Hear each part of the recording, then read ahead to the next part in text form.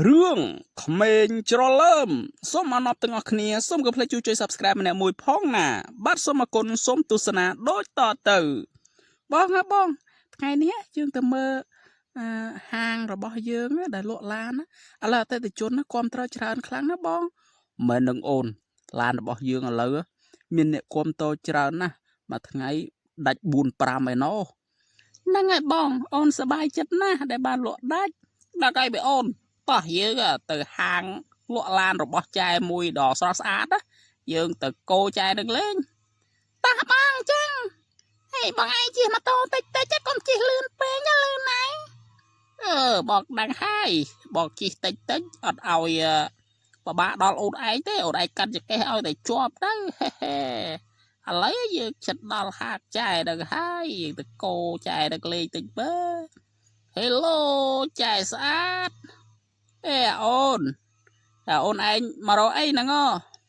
មែនហ្នឹងអូនឯងមករកអីចែលើស្អាតបែអូស្អាតអស់តោះបងអើយឡាកចៃចេញបងខ្ញុំឲ្យមេដៃមួយចែហោយកមេដៃមួយនេះ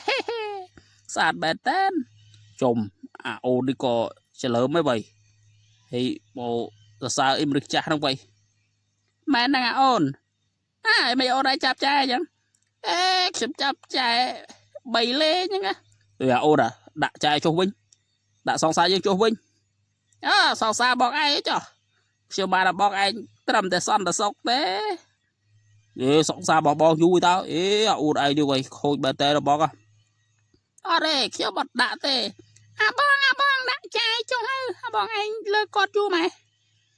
បើឯងមិនព្រមដាក់ទេយើងនឹងទេហៅប៉ូលីសដើម្បីមកចាត់ការឯងហើយគាត់តែចឹងទេហៅប៉ូលីសដែលបងនេះ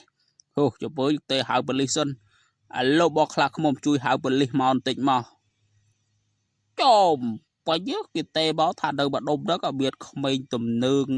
ក្មេងដើរគោគេឯដើរទៅលោកខ្លាខ្មុំអើយខ្ញុំរត់តាមមួយថ្ងៃបែកយើងសស្រាក់អីនេះនោះឃើញហើយ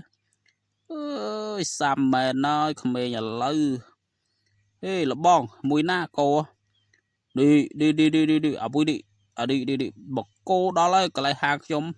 បងខ្លាខ្មុំខ្ញុំមិនដឹងអីទេពូដឹងភូតទេ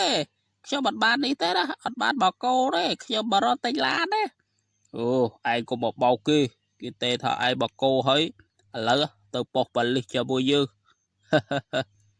អើយដល់លេងបងប្រុសខ្ញុំទៅបងខ្លាខ្មុំអត់ទេទោះទៅដោះស្រាយគ្នានៅប៉ុស្តិ៍សិនបានអាចដោះលែងមកវិញបានបងខ្ញុំមានខុសអីទេគាត់មកស៊ូឡានលេងហ្នឹងគេថាបងខ្ញុំកោចែចាប់មែនតំងហើយដល់ស្អីតំងតោះអូនយើងទៅដើរលេងតិចហ្នឹងដល់អប់សុកដល់ហើយអាក្មេងនឹងមកកោបែកអារម្មណ៍អស់លេងលែងមានអារម្មណ៍លក់ឡានណាតោះយើងជិះឡានដល់លេងមកទុកឲ្យបុគ្គលិកយើងនៅមើលហ្នឹងចាបងតោះចឹងលបងខ្លាខ្មុំនឹងប៉ូលីសចាប់វាយកទៅអប់រំផង